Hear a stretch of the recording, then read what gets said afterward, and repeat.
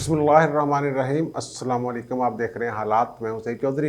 वज़ीर-ए-आज़म इमरान खान और वज़ीर दिफा परवेज़ खट्टक के दरमियान जो नोक झोंक हुई है, तलखी हुई है, क्या ये कोई सादा सा मामला है या इसका कोई और भी पस मंज़र है, इस पर बात करेंगे। और फिर ज़िमनी बजट मंजूर हो गया और हुकूमत ने अपनी नाअहली पर मोहर तस्दीक सबत कर दी है। फिर मरीम नवाज़ ने एक अहम राज जो है नून लीग का, वो खोल दिया है, उस पर बात करेंगे। लेकिन इससे पहले जो ज़रूरी एक मौजू है जो आज छुपा रहा, वो खट्टक और इमरान खान की लड़ाई में मीडिया पे बड़ा अहम इशू है ईवीएम मशीनों का। और एक मरतबा फिर इलेक्शन कमीशन ने तफज़ात का इजहार कर दिया उस पर, वो एक बड़ी खबर है, उस पर बात करेंगे। इससे पहले थोड़ी सी बात जो पिछला वीलाग मैंने किया था, अर्ज़ किया था मैंने कि जनाब वो जिस वक्त आप वीलाग सुन रहे होंगे 4 साढ़े 4 बजे मैंने रिकॉर्ड करवाया था वो, तो उस वक्त तक ये खबर आ चुकी होगी या वो बजट जो ज़मीनी बजट है वो मंजूर हो चुका होगा। ये बात मैंने की थी। और जब मैं वीलाग करके नीचे गया हूँ तो उसके थोड़ी देर बाद वो 5 सवा 5 बजे ये खबर आ गई जनाब अंदर लड़ाई हो गई है खट्टक साहब की और इमरान खान की, और धड़ाधड़ दीपर शिपर और फिर ब्रेकिंग न्यूज़ तमाम चैनल्स पे एक ही खबर कि इमरान खान वो उठ के खड़े हो गए, जाने लगे, बाकियों ने बिठा लिया, परवेज़ खट्टक बाहर निकल गए। और ये वो मेरे साथी दीगर साथी सहाफ़ी मेरे साथ मौजूद थे, तो वो कह रहे थे यार लगता है ये आज वो ज़िमनी जो बजट है उस पर वोटिंग शोटिंग ना हो, ये तो मामला बढ़ गया है और हाइप ऐसे क्रिएट होगी थी एकदम कि लग रहा था गया आगे नाप गया। मेरे प्रोड्यूसर साहब ने मुझे कहा कि यार चोर साहब ये ना आप इसको रोक लें, पब्लिक ना करें ये वीडियो को, ये मसला कोई गड़बड़ लग रहा है। तो लेकिन अल्हम्दुलिल्लाह मुझे अपनी इत्तला पे, पक्की इत्तला पे इतना यकीन था कि ये बजट आज हर सूरत में पेश होना है और पास होना है। अदाद शुमार जो मेरे पास थे हुकूमत की तरफ से आए हुए और अपोजिशन की तरफ से आए हुए, और अपोजिशन वालों ने गड़बड़ की हुई थी उसमें, वो मैं जब वो इस मौजू पे बात करूँगा ना कि जब कि अपोजिशन अंदर से कोई खुश है वो क्या मामला है। लेकिन इससे पहले ईवीएम पे हम बात करते हैं। तो ईवीएम पे आज इजलास था इलेक्शन कमीशन का, चेयरमैन चीफ इलेक्शन कमिश्नर की सरबराही में, तो उन्होंने कुछ चीज़ें बताई हैं। उन्होंने एक और चीज़ जो सामने आई है वो ये है कि ईवीएम मशीनों पे 2 खरब 58 अरब रुपए खर्च आएगा। इतनी ज़रूरत है ईवीएम के लिए पैसों की, और बाकी उनकी मेंटेनेंस, तरबियत, ट्रेनिंग ये वो इलेक्शन के दीगर अखराजात इसके अलावा है। और आपको पता है कि 2018 के इलेक्शन में सरकार ने कितना बजट रखा था, कितना खर्च हुआ था? 21 अरब टोटल। ये शिबली फराज साहब उन दिनों कह रहे थे कि जनाब ये 45 अरब का सारा नुस्खा हैगा ईवीएम मशीनों वाला। तो ये तो बड़ा जनाब आसान है, एक ही दफ़ा बस मशीनें बननी हैं, उसके बाद जनाब हर साल ये सस्ता हो जाना है। तो लेकिन अब पता चला है कि 2 खरब 58 अरब रुपए चाहिए। इतने पैसे कहाँ से आएंगे यार? बहुत बड़ी रकम है, बहुत बड़ी अमाउंट है। इससे पहले जो तखमीना लगाया गया था तो सितंबर 2021 में, वो ख्याल था 1.5 अरब। अब मसला ये बना है कि जो 2018 के पोलिंग स्टेशन थे पूरे मुल्क में वो थे 85,300, और जो बूथ थे पूरे मुल्क में तकरीबन 2,45,000 समथिंग, राउंड अबाउट 44,000 समथिंग थे, 900 कुछ, तो आप 2.5 लाख कर लें। अब वोटरों की तादाद भी बढ़ गई है, बूथ भी ज़्यादा हो सकते हैं, पोलिंग स्टेशन भी ज़्यादा हो सकते हैं। तो ख्याल ये है कि 3 लाख से ज़ायद पोलिंग बूथ बनेंगे और एक बूथ के लिए कम से कम एक मशीन चाहिए होगी ईवीएम। इस तरह 3 लाख 3.5 लाख के करीब जो मशीनें उनकी ज़रूरत होगी इलेक्शन में। और फिर ट्रेनिंग ये वो, अभी तो टेंडर शेंडर ही नहीं हुए, अभी तो इब्तदाई मराहल चल रहे हैं। तो ईवीएम पे बहुत सारे तफज़ात हैं इलेक्शन कमीशन के कि सीक्रेसी आउट हो सकती है, कुछ और मसाइल हो सकते हैं, इस तरह की बातें जो हैं वो हो रही हैं। और वो अब कह रहे हैं ना तमाम स्टेक होल्डर्स को एतमाद में लें वगैरह वगैरह। अब उन्होंने तजवीज़ दे दी है हुकूमत को कि भाई जी ईवीएम ये तो नहीं कहा उन्होंने कि ईवीएम छोड़ दें, उनका जनाब आप एक तो इंटरनेट वोटिंग के जरिए ओवरसीज़ पाकिस्तानी जो हैं उनको इन्वॉल्व कर सकते हैं, उन वोट कास्ट हो सकता है, ईवीएम को छोड़ दें।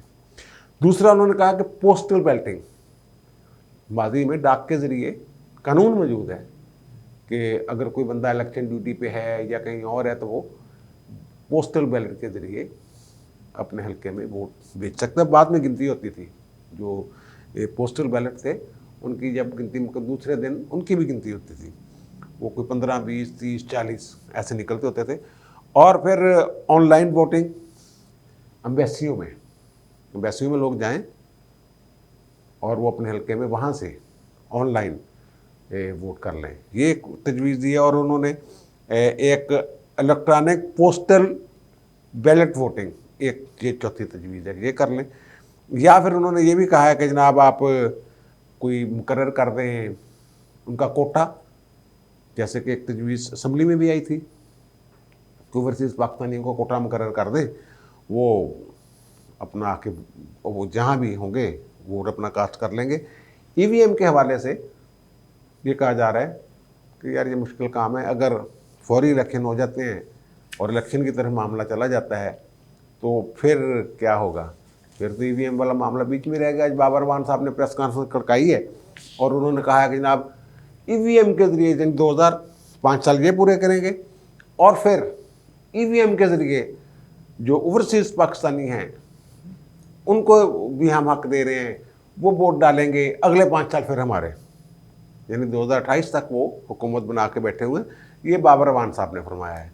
ओवरसीज़ पाकिस्तानी, वो पता नहीं ओवरसीज़ पाकिस्तानियों के साथ क्या ये समझ रहे हैं कि वो कितने हमारे साथ हैं कितने नहीं हैं। जो मेरे जानने वाले लोग हैं वो तो कहते हैं हमारे इधर उधर हलकों में हम जब जहाँ फिरते हैं तो वो तो इन सीटों के हक में नहीं है कि जनाब हमें वो राइट ऑफ वोट और ये वो कहते हैं जिसको शौक़ है वो जाए और जाके वोट डाल दे अपना। बहरहाल ये इनका जो मामला है वो जो कह चुकी है इलेक्शन कमीशन की मुतल्लिका कमेटी कि जनाब ये इसमें जो आइनी तकाज़े हैं खुफिया रखने वाले और फिर सॉफ्टवेयर चोरी वाले, फिर और गड़बड़ें, लीकेज, फिर गिनती जो है अगर रौला पड़ जाए तो गिनती नहीं हो सकती दोबारा।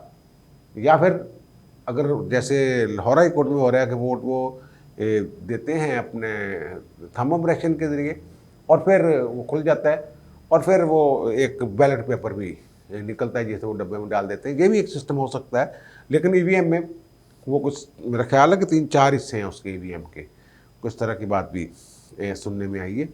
तो वो अब 3.5 लाख मशीनें, पैसे अगे कोई नहीं अगे, वो लोग कहते हैं जनाब इन्होंने पैसे का की मसला है, टैक्स ला देंगे इन्होंने की, इन्होंने तो ईवीएम मशीन चाहिए, लोग चाहे भुखे मर जाए।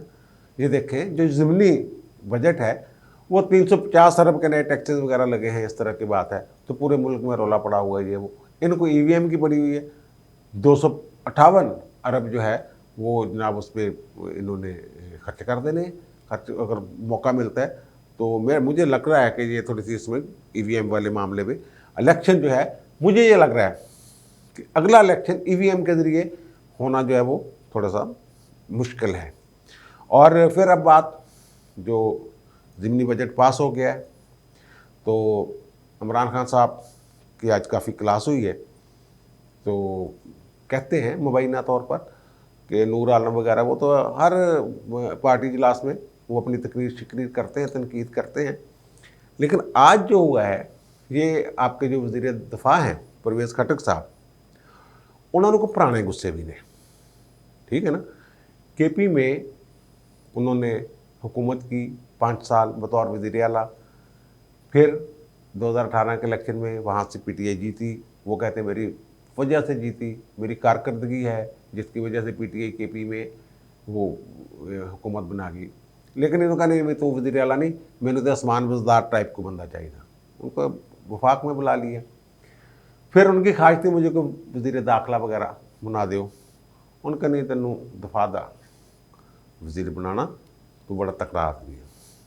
फिर बहरहाल पुराने गुस्से भी वो आपको याद होगा बल्दियाती इलेक्शन के से पहले उन्होंने कोई कैबिनेट मीटिंग में ये भी कहा था कि मैं चाहूँ तो 72 घंटों में, पता नहीं 78 घंटों में इमरान खान की हुकूमत गिरा दूँ, ये हमारे वोटों से बना हुआ है।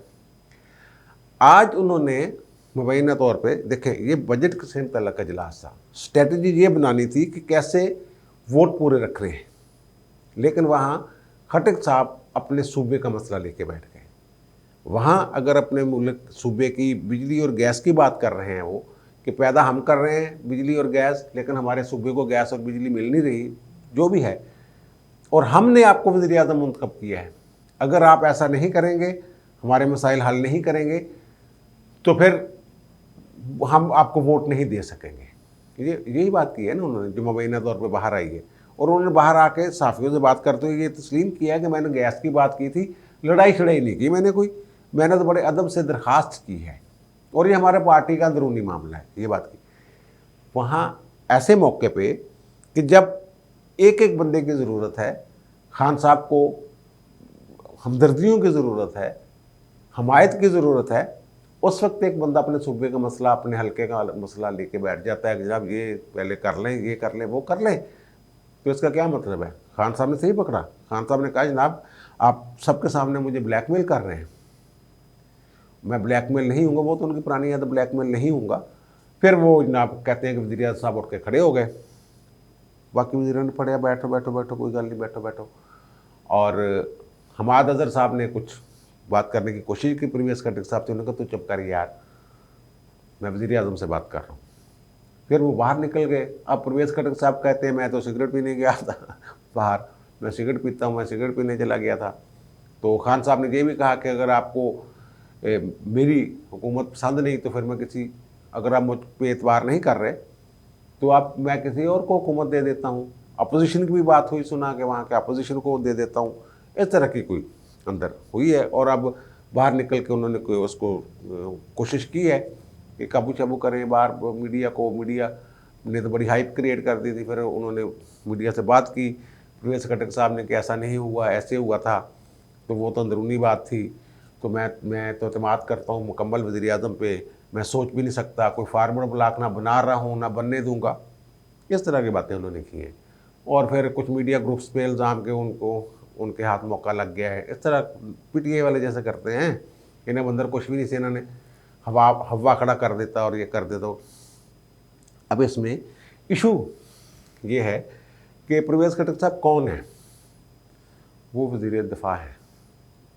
वज़ीर दिफा अगर ख्वाजा आसिफ जैसा भी हो ना, और इलेक्शन हार रहा हो, और चीफ ऑफ आर्मी स्टाफ को फ़ोन करे जनाब मैं इलेक्शन हार रहे हैं, और इमरान खान उसकी नकल उतार के बताते हैं ना रो के कि जनरल साहब मैं हार रहा हूँ, मुझे हरवाया जा रहा है वगैरह वगैरह, और फिर जीत जाता है वो।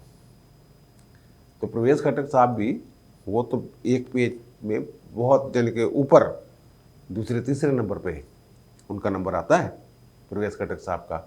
तो परवेज़ खट्टर साहब का उनको ये देना, एक तरह से मेरा ख्याल है कि वो परवेज़ खट्टर साहब जो हैं उन्होंने इनडायरेक्टली कोई पैगाम दिया है कि भाई जी आप न्यूट्रल अंपायर करते रहते हैं, अगर अंपायर न्यूट्रल हो जाए तो फिर ऐसे भी हो जाता है, बना के रखनी पैंदी है। अगर धांधली ने जितना होवे तो अंपायर ने बना के रखनी पैंदी है। ऐसा धचका किसी वक्त भी, जैसे खट्टर साहब ने किया है, कोई भी कहीं भी कुछ भी हो सकता है कि ऐसे गेम पलट जाती है। अब मैं कह चुका हूँ पिछले व्लॉग में कि जनाब राब्ते शाब्ते किए इन्होंने, बता दियो नहीं कि जनाब साढ़े की हुक्म होने यार बजट से पास हो जाना चाहिए था, बड़ी मुश्किल चाहे मुल्क और ये यार वो, इस तरह ये वो कुछ कह रहे हैं जनाब राब्ते रावलपिंडी की तरफ से किए गए हैं, लेकिन मेरी इतला के मुताबिक इन्होंने खुद ही पूछा कि जनाब साढ़े की हुक्म बास, तो उन्होंने कहा नहीं यार मंजूर हो जाना चाहिए था वगैरह। लेकिन ये जो बजट पास हुआ है ज़िमनी बजट, अब महंगाई मज़ीद बढ़ेगी, बहुत सारी चीज़ों पे तनकीद होगी हुकूमत पे, और वो कहते हैं पेट्रोल भी 150 रुपये लीटर होने जा रहा है, को 5-6 रुपये कल परसों इजाफा हो रहा है, बिजली की कीमत भी बढ़ गई है। तो महंगाई का तो एक तूफ़ान, एक सैलाब आएगा। लेकिन ये जो आपने देखा कि उनके जो अरकान थे अपोजिशन के, वो सारे मौजूद नहीं थे, वो भी हुकूमत के भी सारे मौजूद नहीं थे, बीच में थोड़ी सी कोई गैर हाज़िर थे।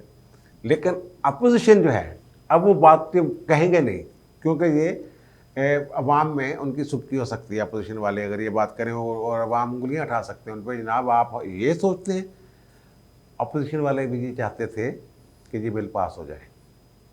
वो इसलिए नहीं चाहते थे कि जनाब वो इमरान खान की मोहब्बत में या किसी ने उनको इशारा किया था पिंडी से जनाब बिल पास करवा दो। वो इसलिए चाहते थे कि ये बजट जब पास हो जाएगा ज़िमनी बजट, तो फिर जो तबाही, सैलाब, अवाम की परेशानियों में इजाफा होगा, उससे खान साहब की जो मकबूलियत है वो और कम होगी। लोग मज़ीद बददुआएं देंगे खान साहब को। ये मुझे एक, मैं किसी अपोजिशन के एक अहम लीडर ने मुझे ये बात की कि पास होने साडा की नुकसान है, अगर हम रोकने में कामयाब हो गए तो वेल एंड गुड, वैसे साडा की नुकसान है ये, उसकी जो है वो मज़ीद बदनामी में इजाफा होगा। इस तरह की बातें चाहते। बाकी वो सनसनी फैलाने के लिए तो कुछ भी किया जा सकता है ना। वो शहबाज शरीफ की रावलपिंडी में है मुलाकात, वो जनाब पता नहीं क्या अंदर वो पता चला कि जनाब उसकी शोएब अख्तर से मुलाकात हुई है रावलपिंडी में, उसकी वालदा की तज़ियत के लिए गया था। सनसनी फैलाने की जो मर्जी करते रहे, लेकिन हुआ यही है कि अपोजिशन भी अंदर से खुश है। और दूसरी अहम बात जो मैं मरीम के हवाले से कहने लगा था कि मरीम ने एक अहम राज जो है वो खोल दिया है। ये बातें हम करते रहे हैं मुख्तलिफ व्लॉग्स में कि नवाज शरीफ की ख्वाहिश है 5 साल पूरे करे, अपने वजन ना खुद ही डिगे, सियासी शहीद ना बनाया जावे, ये बातें हम करते रहे हैं। ये एक आपको एक राज नहीं है, ठीक है ना, खुला राज है।